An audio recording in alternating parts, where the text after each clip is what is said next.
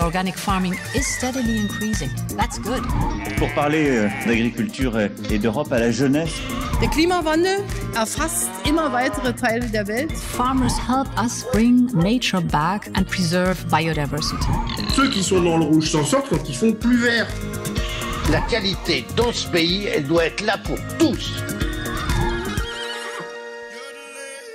4, 3, 2, 1, top.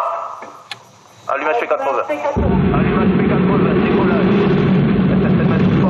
Ce que vous entendez, c'est le lancement d'une fusée Vega de conception européenne depuis le pas de tir de Kourou, en Guyane française. Aujourd'hui, je vous propose de prendre de la hauteur afin de porter un regard panoramique sur ce qu'on appelle l'agriculture de précision. Les satellites d'observation de la Terre et de géolocalisation promettent de révolutionner les métiers du secteur agricole. Prévision météorologique, teneur en eau et composition des sols, localisation des troupeaux, toutes ces données concourent à optimiser les interventions de l'homme sur la nature pour de meilleurs rendements dans le respect de l'environnement. Mais pour en tirer parti, encore faut-il acquérir et maîtriser les outils numériques adéquats. Et là, tous les agriculteurs ne sont pas logés à la même enseigne. Une fracture numérique que la nouvelle politique agricole commune a pour ambition de combler. On en parle dans ce 8e numéro de Nourrir l'Europe.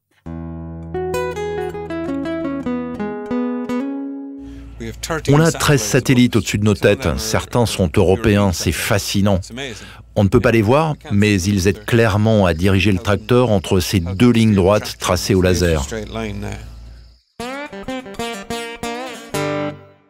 On se croirait dans le cockpit d'une navette spatiale. Au volant de son tracteur, Kevin Nolan, la quarantaine, me montre comment jongler avec les écrans tactiles et manettes du tableau de bord. Kevin Nolan, c'est l'agriculteur irlandais tel qu'on le représente au cinéma. Grand, costaud, roux. Et s'il tient plus du rugbyman que du geek, il n'en est pas moins passionné de technologie numérique. Il a commencé à équiper son exploitation céréalière il y a 15 ans, ce qui fait de lui un pionnier du numérique dans le comté de Carlow, petit paradis agricole particulièrement fertile du sud-est de l'île. Il y a tout un éventail d'écrans d'ordinateur ici, et puis il y a deux manettes pour accéder à toute une série de menus sur ces écrans. Le GPS, ou pilotage automatique, ou guidage si vous voulez, est ici.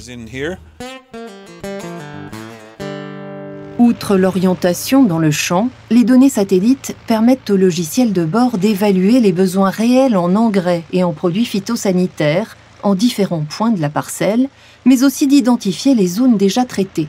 Résultat, pas de gaspillage.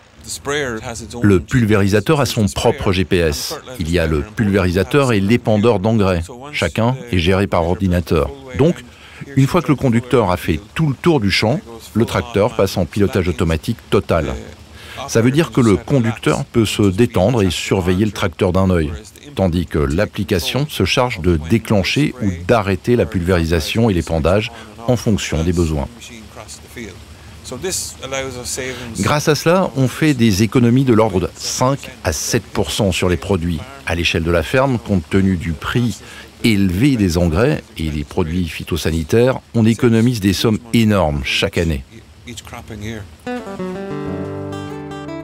Et alors que les logiciels s'occupent du champ, Kevin Nolan en profite pour surveiller le marché des céréales, passer des ordres de vente et régler ses factures en ligne. Le tout sur son smartphone, depuis son tracteur. Ça vous fait gagner énormément de temps. Et vous savez, le temps, c'est de l'argent. Le temps, c'est précieux. C'est une denrée précieuse dans le monde actuel où tout doit aller vite. L'agriculture, ce n'est plus un mode de vie, c'est un business pour moi maintenant. Et c'est bien plus agréable, on ne se salit plus. La métamorphose du métier de Kevin Nolan a commencé en orbite avec les 20 satellites de positionnement du programme Galileo et la constellation de satellites Sentinelle d'observation de la Terre du programme Copernicus. La récolte et l'interprétation des données transmises par cette armada européenne est coordonnée par l'Institut européen de recherche spatiale, l'ESRIN, basé dans la banlieue de Rome. Benjamin Kutz y dirige le Bureau des initiatives durables. Contacté par visioconférence, il m'explique comment la résolution au centimètre près de l'imagerie satellite permet une gestion précise des terres. Cela permet de renseigner l'agriculteur sur ce qui pousse dans ses champs et sur l'état des cultures. Les données permettent d'identifier aussi les zones en mal de fertilisants et qui devront être traitées de façon plus intensive. D'autre part, il se peut que les cultures manquent d'eau. Soit l'agriculteur élabore son propre plan d'irrigation, soit les satellites sentinelles s'en chargent sur la base d'informations en temps réel. L'agriculteur peut aussi vouloir adapter son activité à la météo. Et là, il y a aussi des satellites d'observation qui permettent de prévoir le temps et renseignent sur la pluviométrie, élément crucial dans la production agricole. Et Benjamin Kutz entend pousser la précision agricole encore plus loin, dans un souci de préservation des sols et des nappes phréatiques. Nous travaillons actuellement sur un satellite qui permettra à l'agriculteur d'évaluer la quantité d'eau qu'il doit apporter à ses cultures pour compenser l'évaporation de la journée écoulée, et ce, avec une précision de l'ordre de 10%. Ainsi, il saura exactement quel volume prévoir pour éviter un stress à ses cultures, tout en étant sûr de ne pas trop les arroser, ce qui risquerait de polluer les nappes phréatiques par lessivage des nitrates épandus sur le champ la veille. Parmi ces objectifs également, rendre ces données accessibles au plus grand nombre. Toutes les données fournies par la Commission européenne et les agences spatiales européennes sont en accès libre. La disponibilité est totalement gratuite. Et nous mettons tout en œuvre pour que la technologie utilisée rende ces données facilement accessibles par tous.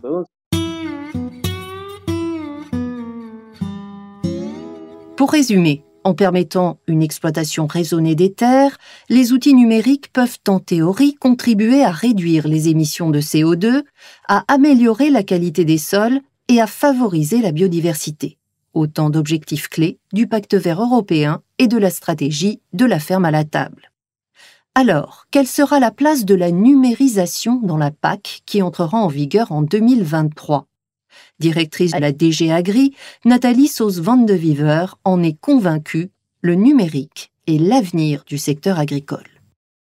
La numérisation, de manière générale, nous aide et nous facilite la vie. Et donc, l'idée, c'est également de faciliter la vie de nos agriculteurs, de faciliter la performance de la ferme et de rendre le travail peut-être moins compliqué et surtout plus attractif. Et on pense évidemment à la jeune génération. L'agriculture de précision permet d'avoir évidemment une utilisation des intrants beaucoup plus ciblée, beaucoup plus à la mesure de l'agriculteur. Et donc, cela permet une réduction de l'utilisation des fertilisants, des pesticides et évidemment un impact sur l'environnement et sur les coûts. Et cela s'applique à tous les types de fermes, que ça soit conventionnel ou organique, que ça soit l'élevage ou la production de céréales. Et évidemment, bon, c'est pas magique. Le problème, c'est d'être sûr que ce qui existe sur le marché puisse atteindre le secteur agricole et quand je dis le secteur, tout le secteur agricole.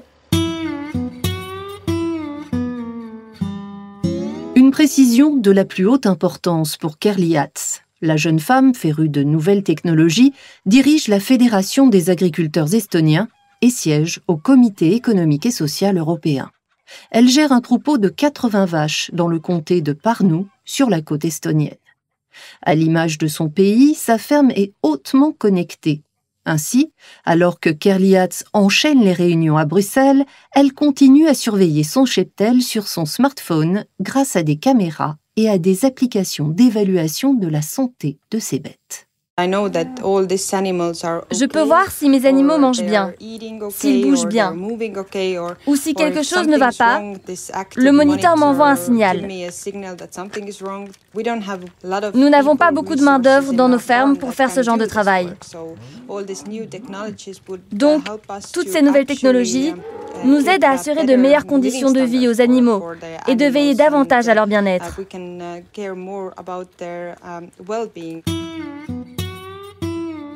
Mais il y a un grand mais.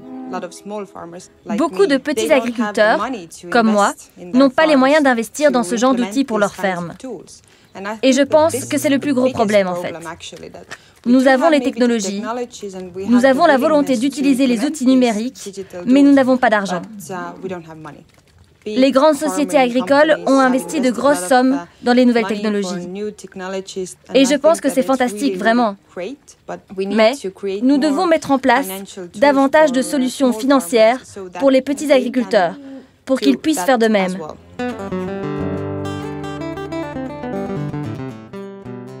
À la fracture numérique entre petites et grandes exploitations agricoles se superpose une fracture numérique géographique. On me demande souvent de parler de la numérisation de l'agriculture en Estonie, parce que tout le monde imagine l'Estonie comme le royaume du quelque chose.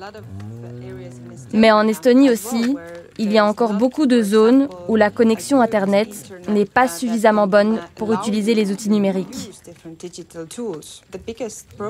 Le plus gros problème, à l'heure actuelle, est qu'on parle de numérisation de l'agriculture de façon générale. Mais qu'est-ce que ça signifie concrètement pour la ferme? Il faut prendre le temps d'aider les agriculteurs à comprendre ce qui va se passer en 2023, quand les programmes et stratégies de la nouvelle PAC entreront en vigueur et qu'il nous faudra appliquer des programmes écologiques. Il faut informer les agriculteurs. Il faut les aider à comprendre. Il faut mettre en place des structures de conseil à même d'aider les agriculteurs à atteindre les nouveaux objectifs de biodiversité, les objectifs de la ferme à la table et toutes les mesures environnementales dont on parle.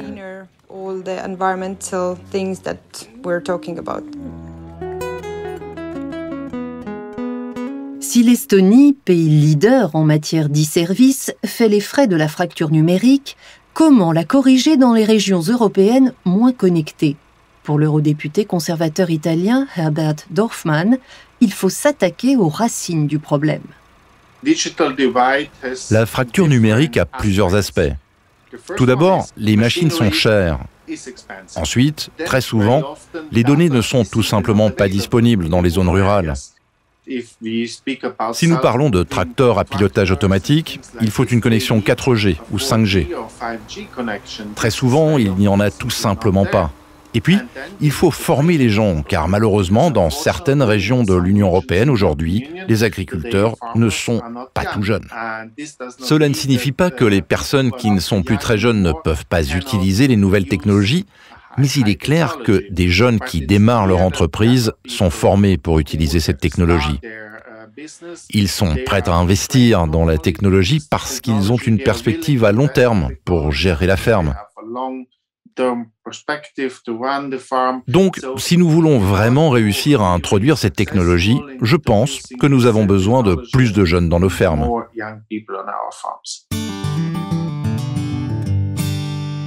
Nathalie Sauze-Van de Viver l'assure, toutes ces dimensions ont été prises en compte dans l'élaboration de la nouvelle politique agricole commune. Numériser l'agriculture est une priorité.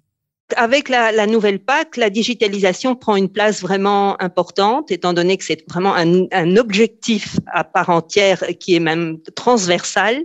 Et donc, les États membres vont avoir la possibilité, lorsqu'ils préparent leur plan stratégique national, de prendre ceci en considération. Et il y a une série d'outils qui sont mis à leur disposition pour aller dans ce sens. Donc, c'est les services de conseil, c'est l'investissement, c'est bien entendu le partenariat européen d'innovation dédié à l'agriculture, qui a un très grand succès jusqu'à présent, mais il y a aussi d'autres outils à disposition.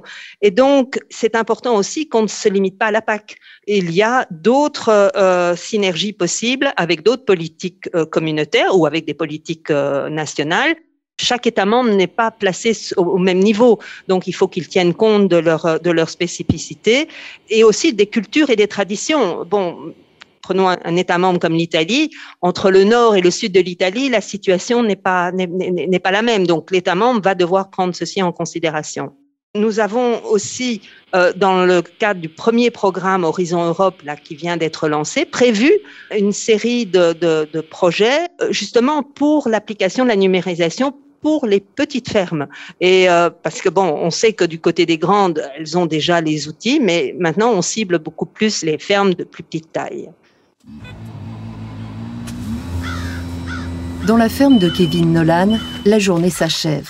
Je mets le cap sur le village de Narramore, non loin de là. Cette commune de 2000 âmes a été durement frappée par l'exode rural des jeunes. Il y a quelques années, son bureau de poste quincaillerie a fermé. Mais le déclin a été enrayé par le sursaut communautaire de ses habitants et l'arrivée des technologies numériques dans le sillage de la digitalisation de l'agriculture. Oh yeah, no, mademoiselle, yeah.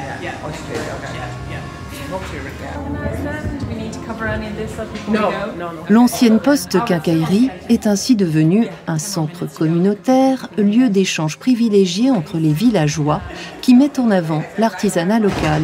Mary Taylor s'occupe bénévolement du café du centre. Notre réseau Wi-Fi est accessible à tous. La plupart des petites entreprises communautaires dont on présente le travail ici sont dans l'artisanat local. Tableaux, bijoux, bougies, objets en bois. La fermeture de la poste, il y a un peu plus de 2 ans, avait créé un vide dans le village. Mais dès que le centre a ouvert, il a ramené de la vie. Melanie Tracy gère le pub local. Pour elle, sans la technologie numérique, les mois de confinement liés à la pandémie auraient eu raison du village. La fibre est gratuite dans le village. Je pense que tout le monde a une connexion au débit à la maison, de plus ou moins bonne qualité. Sans cela, ça aurait été un cauchemar. Un cauchemar.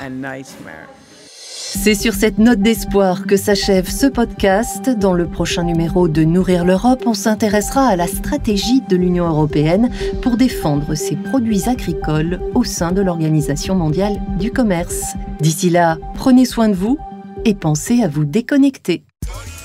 Organic farming is steadily increasing. That's good. Pour parler d'agriculture et d'Europe à la jeunesse. Der Klimawandel erfasst immer weitere Teile der Welt. Farmers help us bring nature back and preserve biodiversity. Ceux qui sont dans le rouge s'en sortent quand ils font plus vert.